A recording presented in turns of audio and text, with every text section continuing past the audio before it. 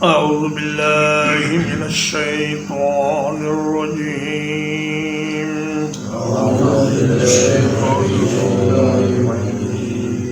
والذين آتيناهم الكتاب اور وہ لوگ جنہیں ہم نے عطا کی کتاب یفرحون بما انزل الیک وہ خوش ہوتے ہیں اس چیز سے جو آپ کی طرف اتاری جاتی ہے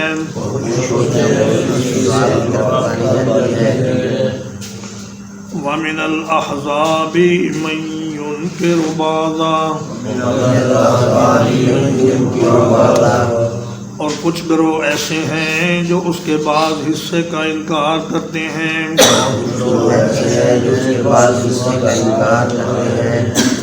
قُلْ إِنَّمَا أُمِرْتُ أَنْ أَعْبُدَ اللَّهَ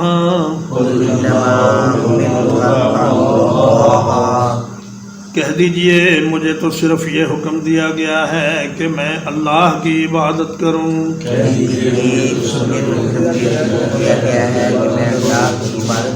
وَلَا أُشْرِكَ بِهِ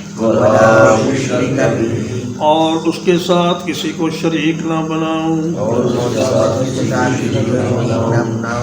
الیہ ادعو والیہ مآب میں اسی کی طرف دعوت دیتا ہوں اور اسی کی طرف مجھے لوٹ کر جانا ہے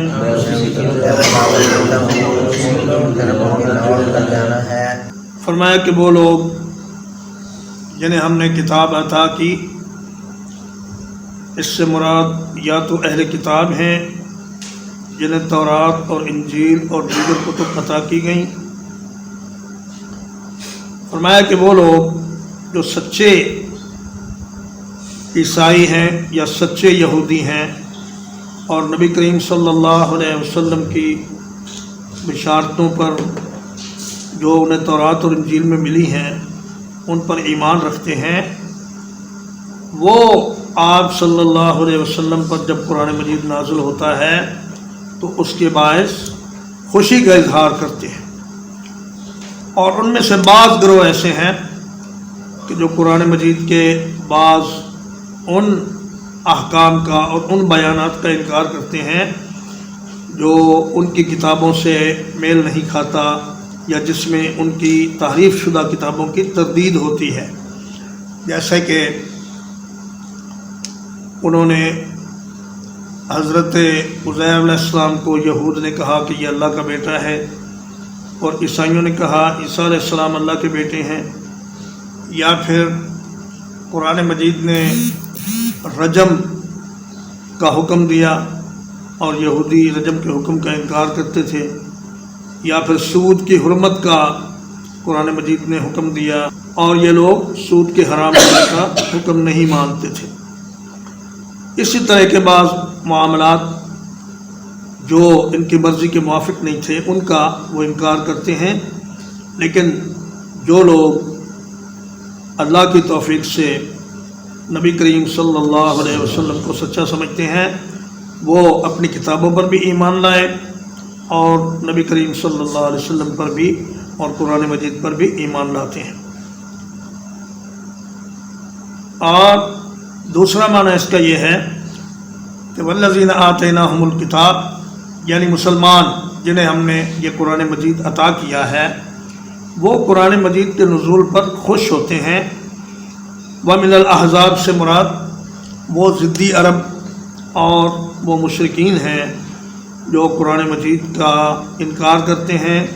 اور اس کی سچائی کو ماننے سے منکر ہیں فرمایا آپ یہ کہہ دیجئے کہ مجھے تو صرف اللہ کی عبادت کا حکم ہے میں اس کے ساتھ کسی اور کو شریک نہیں کر سکتا اسی کی طرف میں بلاتا ہوں اور اسی کی طرف میرا لوٹ کر جانا ہے مآب اصل میں مآبی ہے یعنی آبا یعوبو سے مصدر ہے کہ لوٹ کر جانے کی جگہ میری اللہ کی طرف ہی ہے اور ہر انسان کی جو بھی اس دنیا میں آیا ہے سب کو اللہ ہی کی طرف لوٹ کے جانا ہے وَكَذَلِكَ أَنزَلْنَاهُ حُكْمًا عَرَبِيًّا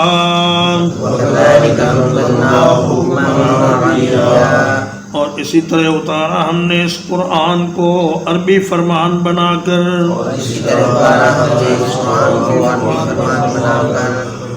وَلَئِنِ اتَّبَعْتَ أَهْوَاءَهُمْ اور اگر آپ ان کی خواہشات کے پیچھے چلیں گے بعد ما جاءك من العلم بعد اس کے کہ آپ کے پاس علم آ گیا ما لك من اللہ من ولی ولا واق تو نہیں ہوگا آپ کے لیے اللہ کے مقابلے میں کوئی حمایتی اور نہ کوئی بچانے والا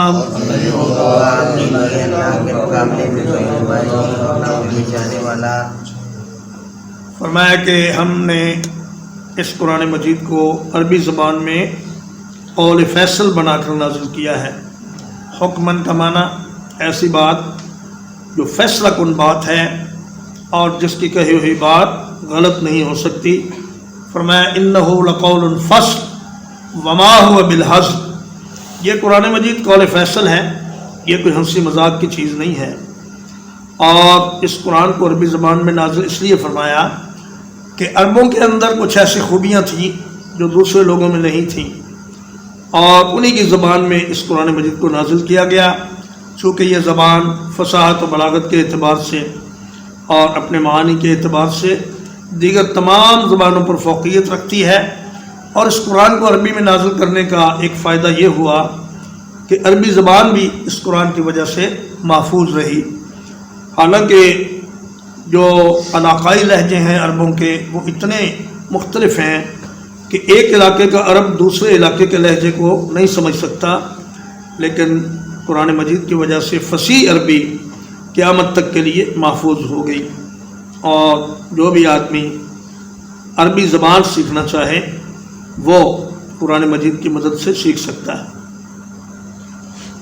تو فرمایا کہ اگر آپ برائے اتباعت اہواءہم بعد ما جاءک من العلم، یہ خطاب نبی کریم صلی اللہ علیہ وسلم سے ہے، لیکن دراصل امت کو ڈرانا مقصود ہے کہ خاص طور پر اس میں ان علماء کے لیے بڑی وعید ہے جو کتاب و سنت کا علم آ جانے کے بعد پھر اہل بدعت اور ضلالت کے راستے پر چلیں اور خواہشات نفس کی پیروی کریں اور سنت کو چھوڑ کر لوگوں کے اقوال کی طرف رجوع کریں اور بدعات کی طرف اپنے آپ کو لے جائیں۔ ان کے لیے بڑی سخت وعید ہے کہ انہیں اللہ سے بچانے والا کوئی ان کا مددگار نہیں ہوگا۔ وَلَقَدْ أَرْسَلْنَا رُسُلًا مِّن قَبْلِكَ، اور بلا شبہ یقیناً ہم نے بھیجا آپ سے پہلے رسولوں کو، وَجَعَلْنَا لَهُمْ أَزْوَاجًا وَذُرِّيَّةً، اور بنائی ہم نے ان کے لیے بیویاں اور اولادیں۔ وَمَا كَانَ لِرَسُولٍ أَن يَأْتِيَ بِآيَةٍ،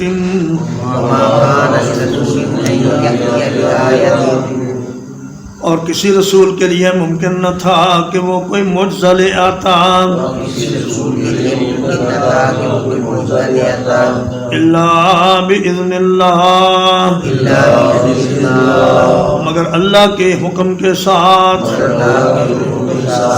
لکل اجل کتاب، ہر کام کے لیے ایک وقت مقرر ہے لکھا ہوا۔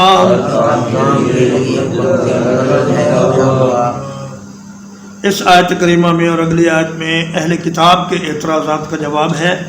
جبکہ پچھلی آیات میں کفار و مشرکین کے اعتراضات کا جواب تھا۔ ان کا ایک اعتراض یہ تھا کہ دیکھو جی یہ کیسے نبی ہیں جو کھانا کھاتے ہیں، بازاروں میں چلتے ہیں، عورتوں سے شادیاں کرتے ہیں، بچے پیدا کرتے ہیں۔ اور دوسرا اعتراض ان کا یہ تھا کہ جس طرح حضرت صالح علیہ السلام اٹھنے لے کر آئے، موسیٰ علیہ السلام عصا لے کر آئے، اور عیسیٰ علیہ السلام مردوں کو شفا دے دیتے تھے اللہ کے حکم سے۔ تو یہ اس طرح کا کوئی معجزہ لے کر کیوں نہیں آئے؟ اور تیسری بات وہ یہ کہتے تھے کہ جب ہماری کتابیں بھی سچی ہیں تو یہ دعویٰ کرنا کہ اب وہ منسوخ ہیں اور قرآن مجید ہی قابل عمل ہے، اس دعوے پر ہمیں یقین نہیں ہے اور یہ دعویٰ صحیح نہیں ہے۔ اللہ نے ان تینوں باتوں کا جواب دیا، فرمایا کہ ہم نے جو بھی رسول بھیجا اس کو یہ حکم دیا کہ وہ شادی بھی کرے، وہ اولاد بھی پیدا کرے اور کھانا بھی کھائے، بازاروں میں بھی چلے۔ سورہ الفرقان میں اللہ تعالیٰ فرماتے ہیں کہ وَمَا أَرْسَلْنَا قَبْلَكَ مِنَ الْمُرْسَلِينَ إِلَّا إِنَّهُمْ لَيَأْكُلُونَ الطَّعَامَ وَيَمْشُونَ فِي الْأَسْوَاقِ وَجَعَلْنَا بَعْضَكُمْ لِبَعْضٍ فِتْنَةً أَتَصْبِرُونَ وَكَانَ رَبُّكَ بَصِيرًا۔ سورہ فرقان کی آیت نمبر 20 ہے۔ فرمایا کہ ہم نے جو بھی رسول آپ سے پہلے بھیجا وہ کھانا کھاتے تھے، بازاروں میں چلتے تھے، اور تمہیں ابراہیم علیہ السلام کی اولاد ہونے پر فخر ہے، کیا تم ان کی شادی کے بغیر ہی پیدا ہو گئے ہو؟ اگر ابراہیم علیہ السلام شادی نہ کرتے اور یعقوب علیہ السلام شادی نہ کرتے تو تم دنیا میں کیسے آتے؟ تو فرمایا نبیوں کا شادی کرنا یہ عین شریعت کے مطابق ہے اور اللہ کی مرضی کے مطابق ہے۔ وہ واقعہ آپ کو معلوم ہے کہ کچھ صحابہ نبی صلی اللہ علیہ وسلم کے گھر میں تشریف لائے اور پوچھا کہ آپ صلی اللہ علیہ وسلم کی عبادت کا کیا حال تھا، بتایا گیا۔ تو انہوں نے کہا کہ ان کا تو اگلا پچھلا سب اللہ نے گناہوں کو معاف کر دیا ہے اور وہ جنت میں جانے والے ہیں، تو ہم تو بھائی، ایک نے کہا میں تو کبھی بیویوں سے شادی نہیں کروں گا، عورتوں سے شادی نہیں کروں گا، ہمیشہ میں کنوارا ہی رہوں گا، مجرد رہوں گا۔ دوسرے نے کہا میں تو ساری رات نماز پڑھوں گا اور سونے سے مجھے انکار ہے۔ تیسرے نے کہا میں تو ہمیشہ روزہ رکھوں گا اور کبھی افطار نہیں کروں گا۔ جب نبی صلی اللہ علیہ وسلم تشریف لائے تو آپ نے اس بات پر ناراضگی کا اظہار کیا اور فرمایا کہ واللہ انی لاتقاکم للہ واخشاکم لہ، فرمایا میں تم سب سے زیادہ اللہ سے ڈرنے والا اور اس کی خشیت رکھنے والا ہوں، لیکن میں روزہ بھی رکھتا ہوں، افطار بھی کرتا ہوں، نماز بھی پڑھتا ہوں، سوتا بھی ہوں، میں بیویوں سے، عورتوں سے نکاح بھی کرتا ہوں۔ فمن رغب عن سنتی فلیس منی، جو میری سنت سے رغبت اختیار کرے گا اور منہ پھیر لے گا اس کا مجھ سے کوئی تعلق نہیں۔ اور فرمایا کہ دوسرا اعتراض ان کا، اس کا جواب یہ ہے کہ معجزہ دکھانا پیغمبر کے اختیار میں نہیں، یہ اللہ کے اختیار میں ہے۔ اسی طرح کرامت دکھانا بھی ولی کے اختیار میں نہیں ہوتا، اللہ جب چاہے ولی کے ہاتھ سے کرامت ظاہر ہو جاتی ہے۔ تو فرمایا کہ پیغمبر کا کام توحید کی دعوت دینا ہے، معجزہ دکھانا اللہ کا کام ہے۔ یمحو اللہ ما یشاء، مٹا دیتا ہے اللہ تعالیٰ جو چاہتا ہے، وَيُثْبِتُ، اور ثابت رکھتا ہے جسے چاہتا ہے، وَعِندَهُ أُمُّ الْكِتَابِ،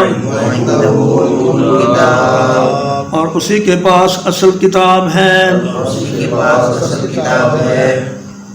فرمایا اللہ کی مرضی ہے، وہ جب تک چاہے کسی قوم کے لیے ایک کتاب کو اور اس کے احکام کو باقی رکھے، اور جب چاہے تو ان احکام کو منسوخ کر کے نئی کتاب لے آئے۔ اور ایک معنی اس کا یہ بھی ہے کہ اللہ تعالیٰ بندوں کے نیک اور بد اعمال میں سے جس کو چاہے باقی رکھے اور جس کو چاہے مٹا دے۔ اور ایک معنی اس کا یہ بھی ہے کہ ایک تقدیر ہوتی ہے مبرم جو بدلتی نہیں، اور ایک ہوتی ہے معلق جو دعا سے اور اللہ تبارک و تعالیٰ کی مرضی سے بدل جاتی ہے۔ تو فرمایا کہ کسی چیز کو باقی رکھنا یا مٹھانا یہ بھی اللہ کے اختیار میں ہے، لیکن یہ سارا کچھ لوح محفوظ میں پہلے سے لکھا ہوا ہے اور اللہ کے علم میں ہر بات موجود ہے۔ اور ایک اعتراض پھر یہ بھی ہو سکتا ہے کہ بھائی اگر بدلتے حالات میں نئی کتاب کی ضرورت ہوتی ہے تو پھر قرآن مجید کے بعد بھی تو حالات بدلیں گے، اس کے بعد بھی تو نئی کتاب ہونی چاہیے. لیکن اس کے لیے فرمایا کہ قرآن مجید پہلی کتابوں سے مختلف ہے، اس لیے کہ اس کی حفاظت کا اللہ نے ذمہ لیا ہے. اور پہلی کتابوں میں فرعی مسائل تھے، قرآن مجید میں اصولی مسائل بیان کر دیے گئے ہیں، اور اس کے فرعی مسائل علماء وقت کے ساتھ ساتھ ضروریات کے مطابق ان کا استنباط اور استخراج کرتے رہیں گے. اس لیے یہ کتاب قیامت تک کی ضروریات کے لیے کافی ہے. ترجمہ اقبال. والذین آتیناہم الکتاب، اور وہ لوگ جنہیں ہم نے کتاب عطا کی، یفرحون بما انزل الیک، خوش ہوتے ہیں اس چیز سے جو آپ کی طرف اتاری جاتی ہے. ومن الاحزاب من ينکر بعضا، اور بعض گروہ ایسے ہیں جو اس قرآن کے بعض حصوں کا انکار کرتے ہیں. قل انما امرت ان اعبد اللہ، کہہ دیجئے مجھے تو حکم دیا گیا ہے کہ میں صرف اللہ کی عبادت کروں. ولا اشرک بہ، اور اس کے ساتھ کسی کو شریک نہ کروں. الیہ ادعو و الیہ مآب، اسی کی طرف میں دعوت دیتا ہوں اور اسی کی طرف مجھے لوٹ کر جانا ہے. وَكَذَلِكَ أَنزَلْنَاهُ حُكْمًا عَرَبِيًّا، اور اسی طرح اتارا ہم نے اس قرآن کو عربی فرمان بنا کر. وَلَئِنِ اتَّبَعْتَ أَهْوَاءَهُمْ، اور اگر آپ ان کی خواہشات کے پیچھے چلیں گے. بعد ما جاءک من العلم، بعد اس کے کہ آپ کے پاس علم آ چکا. ما لک من اللہ من ولی ولا واق، تو نہیں ہوگا آپ کے لیے اللہ کے مقابلے میں کوئی حمایتی اور نہ کوئی بچانے والا.